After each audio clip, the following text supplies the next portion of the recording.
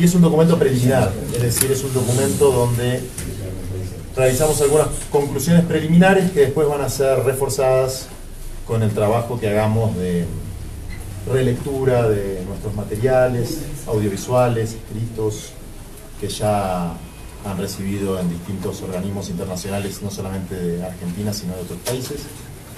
Y a partir de esa relectura, una comisión también de profesionales de distintas disciplinas, realizaremos el informe completo, que esperamos tenerlo en aproximadamente 15 días. Así que ahora distintos miembros de la delegación van a hacer una lectura de este informe preliminar.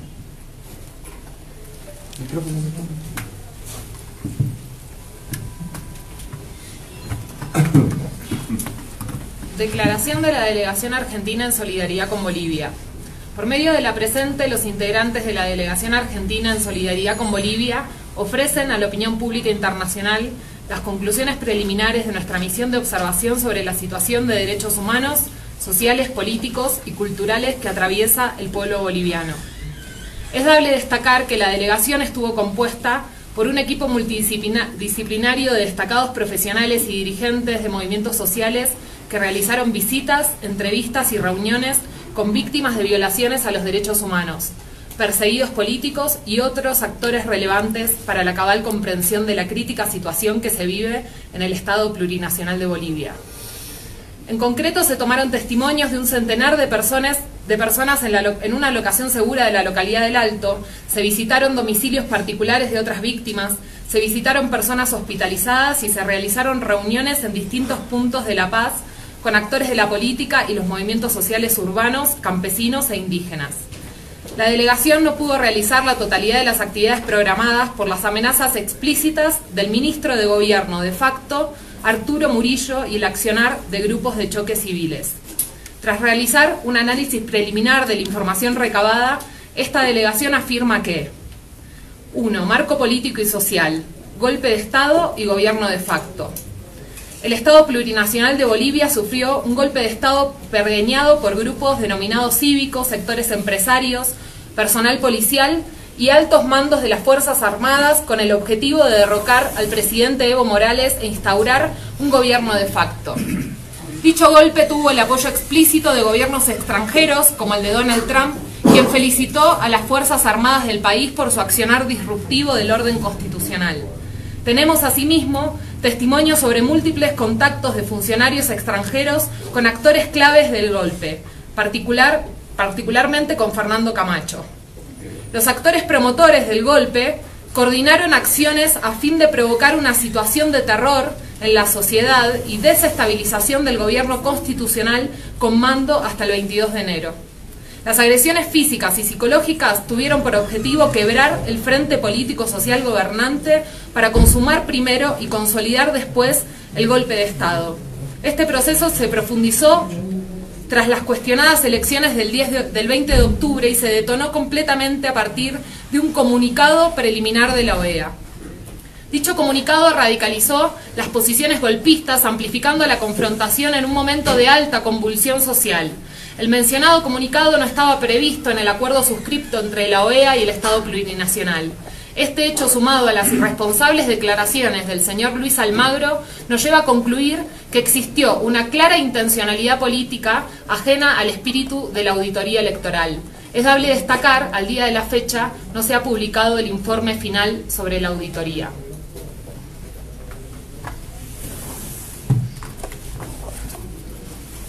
Esta delegación corroboró que existió un accionar coordinado dirigido particularmente contra la dirigencia de los movimientos sociales agrupados en el llamado Pacto de Unidad y la Central Obrera Boliviana.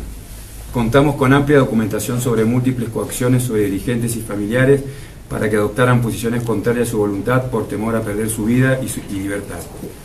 Como resultado de esta estrategia de amedrentamiento, los actores del golpe lograron parcialmente su objetivo de dividir la resistencia social frente al proceso golpista, primero, y el gobierno de facto después.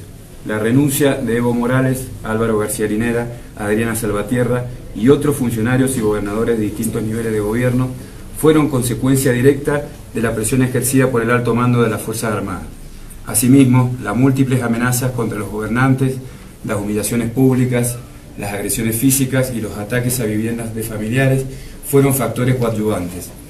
Las sedes de los medios de comunicación públicos y comunitarios fueron tomados por grupos golpistas. Con todo, es dable destacar que en ningún caso se cumplieron los procedimientos legales para dar a dichas renuncias por válidas, lo que las convierte en actos jurídicos inexistentes. Pese a ello, el gobierno de facto realizó una maniobra sin el más mínimo viso de legalidad para intentar legitimar nuevas autoridades. De este modo, la ciudadana boliviana Yanina Áñez se autoproclamó presidente del Senado primero y presidente del Estado Plurinacional después, en sesiones parlamentarias que no cumplieron los requisitos formales y sustanciales para tal propósito. El acto de colocación de la banda presidencial por parte del jefe del Estado Mayor Conjunto de las Fuerzas Armadas, William Calimán, es elocuente al respecto. A partir de ese momento, el gobierno de facto adoptó una política de claros tintes dictatoriales y represivos contra las autoridades depuestas, los dirigentes políticos y sociales afines al gobierno constitucional y el conjunto de los sectores más vulnerables de la población, en particular los pertenecientes a los pueblos originarios. Asimismo, comienzan a vislumbrarse una expansión de las prácticas autoritarias contra sectores de otros espacios políticos y sociales. En este contexto se han producido graves violaciones a los derechos humanos que ya tienen carácter sistemático y por lo tanto constituyen delitos de lesa humanidad. Punto 2. Violaciones a los derechos humanos. Hemos constatado que el sistema represivo montado por el gobierno de facto ha causado decenas de muertos, centenares de detenciones arbitrarias, millares de heridos, innumerables casos de apremios y torturas, violaciones y otros delitos contra la integridad física, psíquica y sexual de las víctimas, que son hombres, mujeres, niños, ancianos e integrantes de colectivos vulnerables.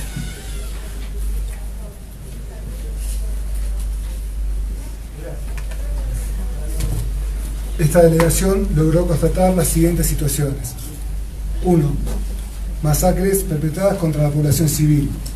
Sacaba, Cochabamba, con al menos 6 muertos, centenares de heridos y detenciones arbitrarias tras el accionar de las Fuerzas Armadas.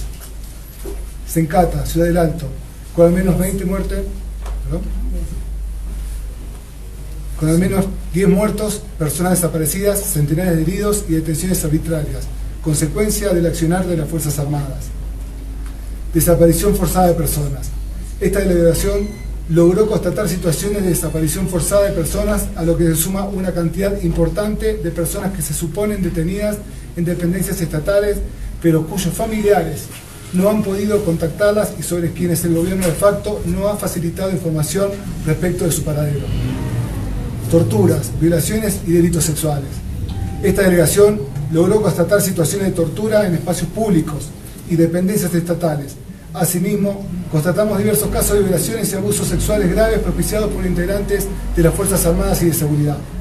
Recibimos testimonios sobre delitos, en algunos casos de parte de las propias víctimas y en otros casos de parte de otros testigos. El miedo está instalado y los sucesos son muy recientes, lo que inhibe las acciones de denuncia por parte de la población. Ataque contra gobernantes, legisladores, funcionarios y sus familiares. Esta delegación logró constatar una cantidad significativa de ataques contra funcionarios públicos y sus familiares por parte de grupos de choque con métodos de amedrentamiento que incluyeron la destrucción de viviendas particulares, incendios, destrucción de viviendas de familias, humillación pública y linchamiento. Las situaciones relevadas indican la habilitación de las zonas liberadas para la actuación de grupos parapoliciales. Destacan los relatos que actuó como principal grupo de choque la Unión Juvenil Lucenista.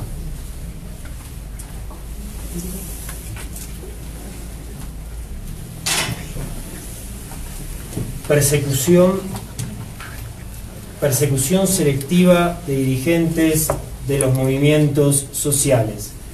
Esta delegación logró constatar la irrupción y destrucción de casas particularmente en la zona del Alto y Chapare, realizadas por las Fuerzas Armadas, con el objetivo de capturar a diversos dirigentes sociales, sindicales, indígenas y campesinos. Además de la persecución, todos estos grupos han visto afectados sus derechos más elementales. 6. Confección de listas negras de dirigentes políticos y sociales y la negación a los derechos a la defensa. Diversos testigos han relatado la existencia de listas negras. Esta situación es consciente de lo que las declaraciones públicas del ministro Murillo, quien dijera: hay senadores y senadores, diputados y diputadas. No todos, unos cuantos, que voy a empezar a publicar sus nombres, que están haciendo su versión. A partir de este lunes voy a ordenar ya, tengo listas que los mismos dirigentes de varias zonas me están pasando. Los van a empezar a detener a todos. Tengo las órdenes fiscales.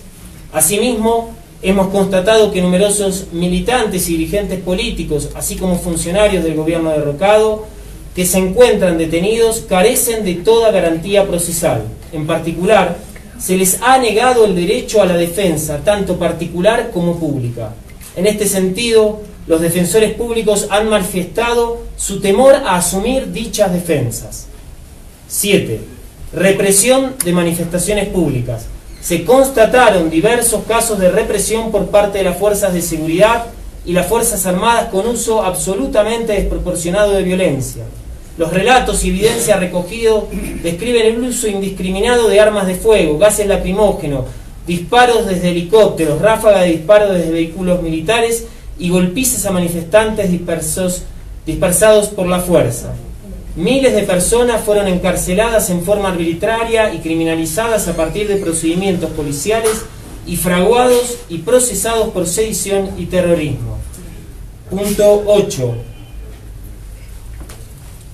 La delegación ha tomado contacto con periodistas de medios locales quienes han referido haber sido víctimas de hostigamiento, amenazas y restricciones a la necesaria libertad para ejercer su profesión.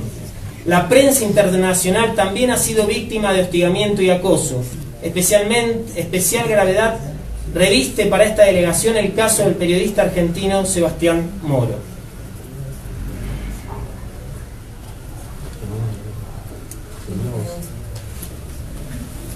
Promoción del racismo y los discursos de odio.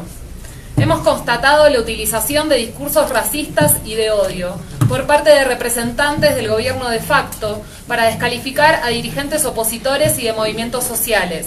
Se han verificado prácticas discriminatorias y estigmatizadoras sobre las víctimas de la represión. Son significativas, además, otras formas de violencia simbólica, por ejemplo, la destrucción de emblemas de los pueblos originarios como la bandera huipala. 10. Negación de salvoconductos para perseguidos políticos con pedidos de refugio aceptados por los países de recepción. Hemos verificado que en diversas embajadas y delegaciones consulares se encuentran personas perseguidas por el gobierno de facto a quienes se les han negado las garantías necesarias para poder salir del país. 11. Inacción y encubrimiento del Poder Judicial. El Poder Judicial se encuentra sometido al gobierno de facto. Víctimas y familiares fueron coaccionados para cambiar sus declaraciones, incluso en los hospitales, como condición para poder ser atendidos. Hemos constatado una situación de impedimento absoluto de acceso a la justicia. Para esta delegación fue imposible reunirse con funcionarios del Poder Judicial, la acusación pública o la defensa pública, a pesar de los reiterados requerimientos realizados. 12. Hostigamiento policial y parapolicial a las delegaciones internacionales de derechos humanos, incluyendo operaciones de espionaje y escuchas ilegales.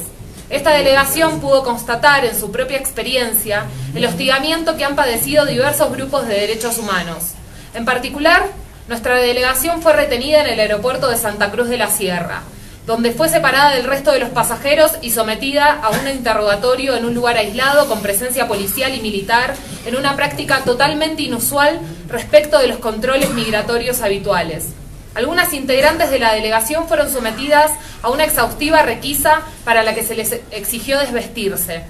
Luego de que se nos permitiera continuar hacia nuestra conexión a La Paz, fuimos a personas vestidas de civil en un pasillo del aeropuerto que se encontraba curiosamente desierto, en el que solo estaban presentes miembros de las fuerzas de seguridad que dejaron actuar a ese grupo.